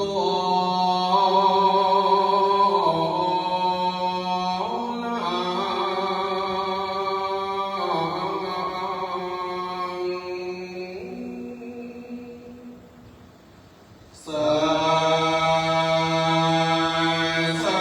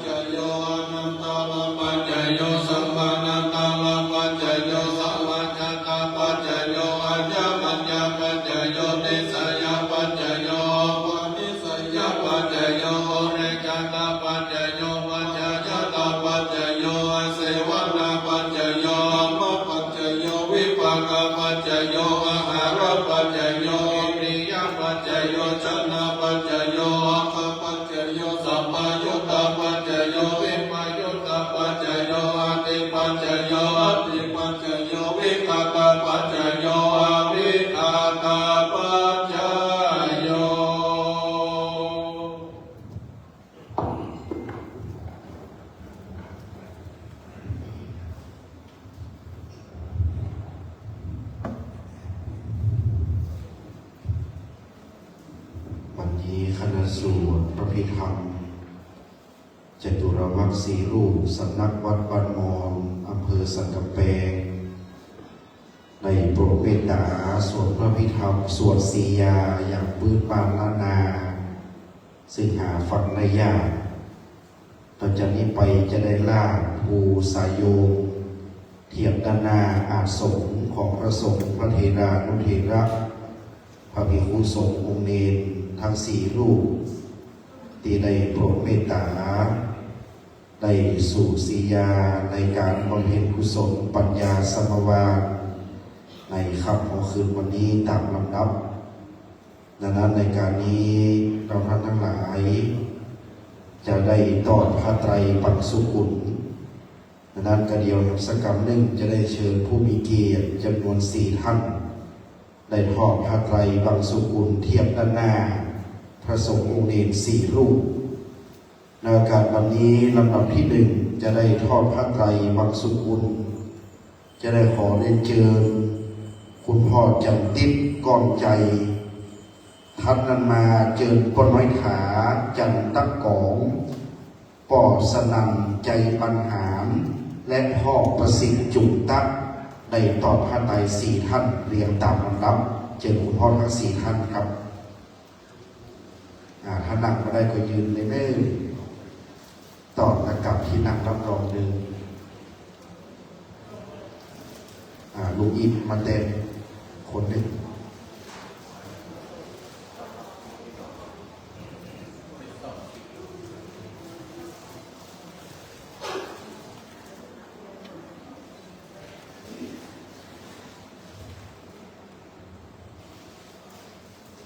จากนั้นจะได้กลับเข้าสู่ที่รับรองจากนี้ไปนิมนต์พระสงฆ์องค์เนรพิจารณาผ้าไตรปังสุกุลณ บัดนี้ครับ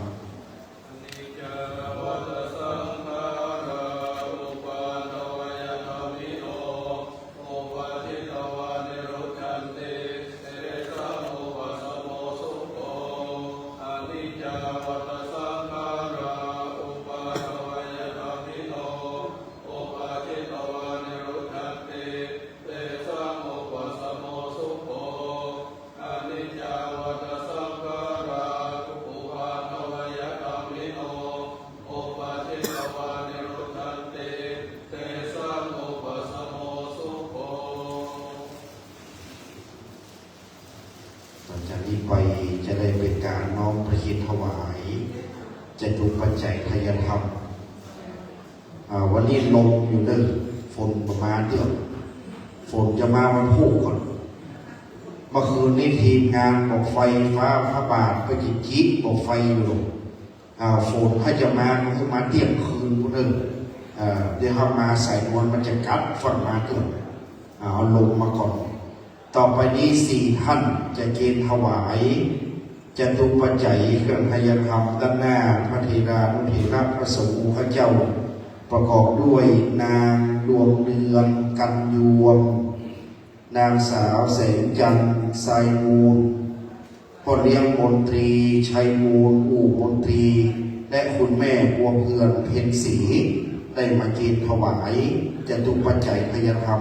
4 ชุดเรียนเชิญ4 ท่านครับการสวดพระพิธรรมวันนี้คณะสงฆ์ได้สวดพระพิธรรมน้อมนำถวายตามลำดับแม่ไปตั้งเขาก่อนวันหนึ่งก่อนตั้งเขากันเลยถัดมันมาเรียงมาตามลำดับเลยครับ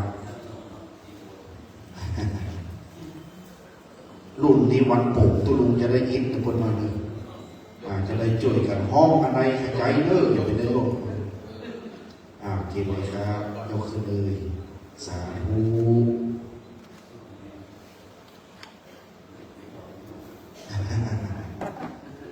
ต่อไปมีน้ำหยาดอย่างน้ำกำมวยแม่สายพินเป็นต้นเชิญพ่อหลวงบรรหอมปฏิฆะอาจารย์ได้เชิญพ่อหลวงครับ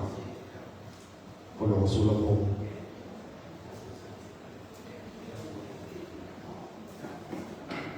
เชิญพ่อหลวงบรรหอม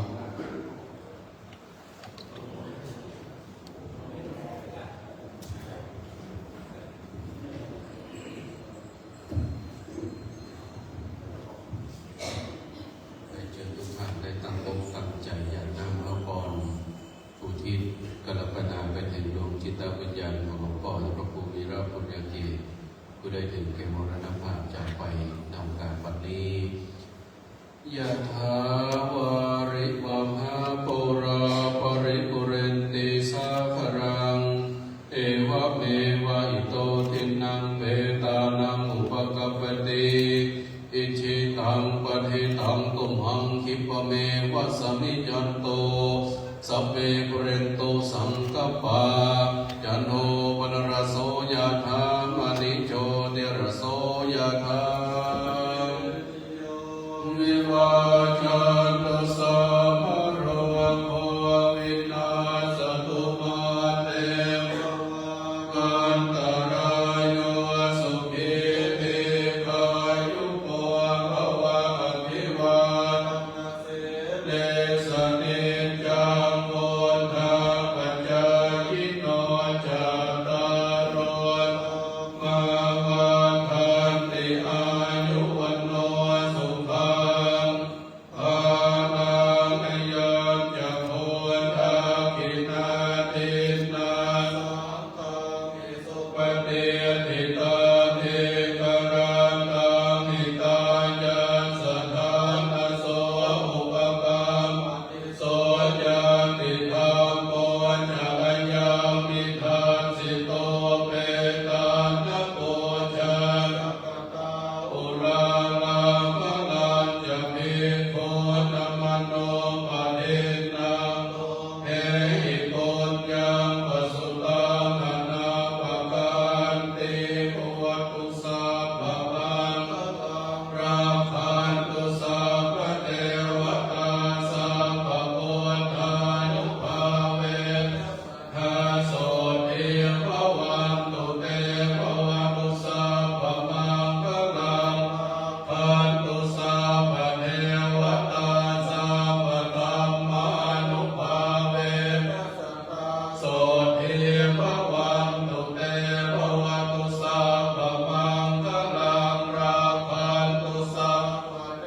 วตาสัพพะสังฆาโนอาเวนัสสะภาโสติภวันตุเต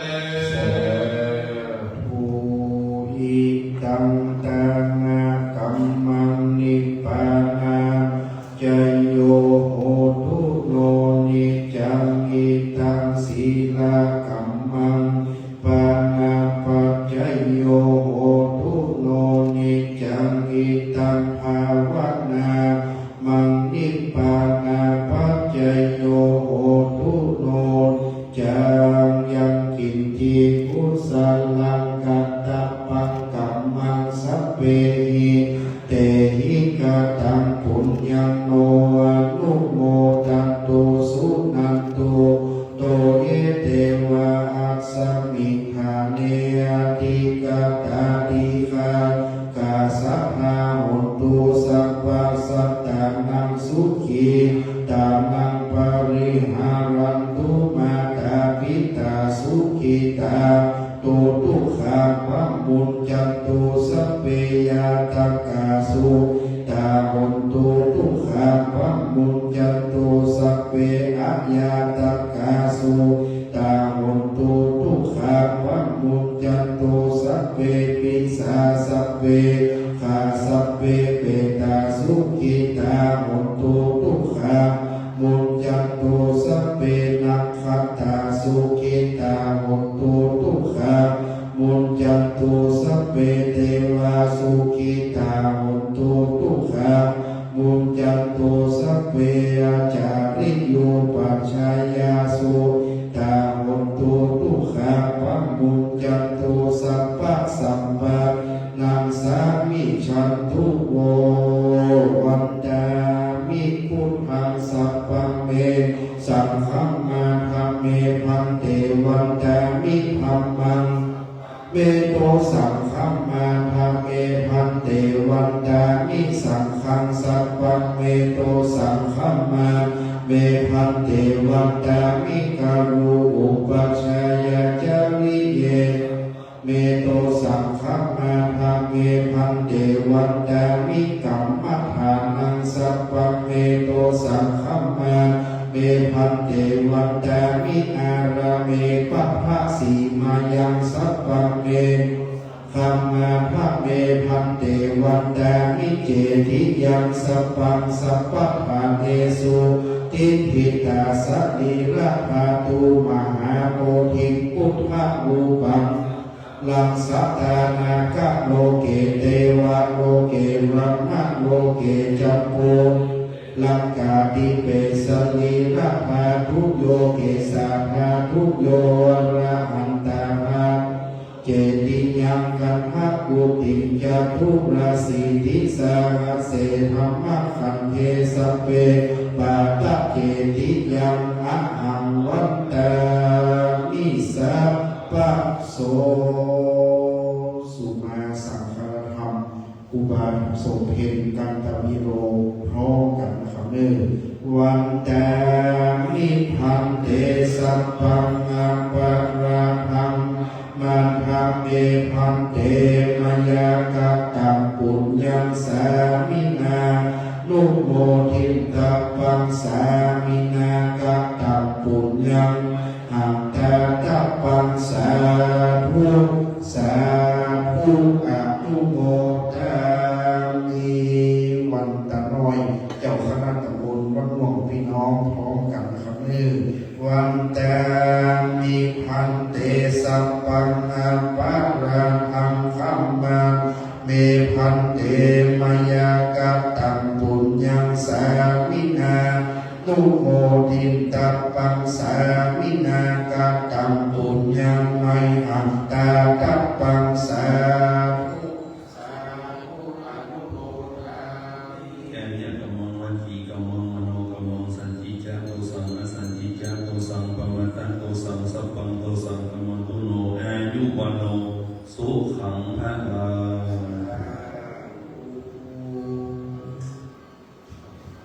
กราบนมัสการขอบพระคุณพระคุณเจ้าทุกรูปรวมถึงองค์เทพและคณะสงฆ์พระธรรมที่ได้โปรดเมตตาในคืนวันนี้เป็นที่เรียบร้อยทุกประการโมทนาขอบคุณครับเจ้าภาพแม่สายพินเป็นต้นในคณะเจ้าภาพผู้ถูกสายวันนี้แม่สายพินแล้วก็คณะสาธุชนหลายที่หลายการก็ฝากคุณฝากผู้ส่งและไม่เป็นเรื่องสัญญารอบหน้าก็100 วันไปรับรู้รับทราบขอโมทนาขอบคุณครับเจ้าสภาคณะองค์การที่ตัวรอบหน้า100 วันฝากให้ใส่พิมพ์ไปเรื่อง100 วันวันนี้ของบ้านมีน้ำเต้าหู้กันนะครับกับขนมก็สุดเนี่ยคนเลี้ยงในข้างหอกันนี่ขนมก็สุดแล้วก็มีหลายอย่างหลายอันเลี้ยงกันได้ตอนนี้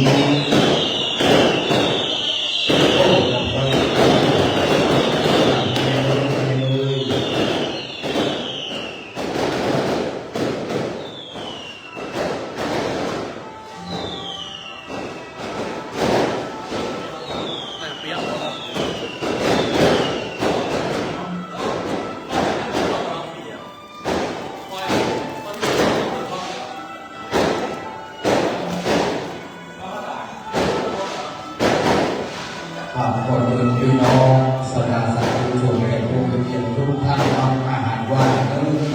ำอาหารว่างในนามโรงทานกันคืนกันทำซึ่งเป็นอาหารว่างของตองตอนเดิมกับเรียนเชิญได้นะครับสถานที่บริการนะครับแล้วก็คนเฒ่าคนแก่เป็นขอและคุณเรื่องการสิ่งที่เดินทางนะครับก็ไปของผู้เฒ่าแก่โดยที่คนแก่โดยสะดวกนะครับสำหรับพี่น้องที่เดินสะดวกก่อนประนอมอาหารว่างจะมี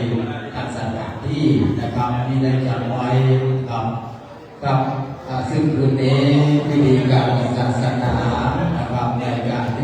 ศนาธรรมและการสวดอภิธรรมเพื่อเป็นส่วนบุญส่วนกุศลไว้อาญาจิตตามดวงวิญญาณของท่านพระครูอิรังคุณเก นะครับพ่อคุณส่งเพลงนะครับคุณนี้ก็ได้ยกสิ่งบริบูรณ์เป็นที่เรียบร้อยครับศรัทธาพี่น้องนะครับบ้านสัตย์ใสบ้านนาขอกราบขอบพระคุณพี่น้องมาศรัทธาสาธุชนที่เดินทางมาจากวันตรงวันเหมาะของไปหัวเหนือนะครับเป็นทุกคนที่ได้ยกมือสร้างบารมีไว้ได้ร่วมทำบุญบูชาพระไตรวังสุขุมตลอดถึงนะครับแห่งทองแต่เจ้านะครับก็ขอกราบขอบพระคุณอนุโมทนาบุญมายังองค์พี่น้องคณะสัตยาสาธุชนแห่งผู้มีเกียรติทุกท่านประนับที่ดีโดยนะครับตรงนี้นะครับการร่างกำลังจำลองพี่น้องนะครับจากอยู่นะครับต้องการเรียนเชิญนะครับเรียนเชิญทุกท่านนะครับแบ่งกันเข้าแล้วก็กับดีแล้วเล็กน้อยค่อยๆทยอยเข้าไปนะครับเข้าไปหลายที่จะที่จะต่ำกันนะครับเหมือนวันที่เราทำพิธีการวันนะครับตอนแรกที่นักวันบูเวลาบูนาเกตเมื่อเดือนที่แล้วผมสมองไปดูนะครับผมไปตามกันนะครับเป็นอุบัติเหตุนะครับแล้วก็ขอค่อยๆเริ่มครับคนทำคนเก็บก็ยังก็พอ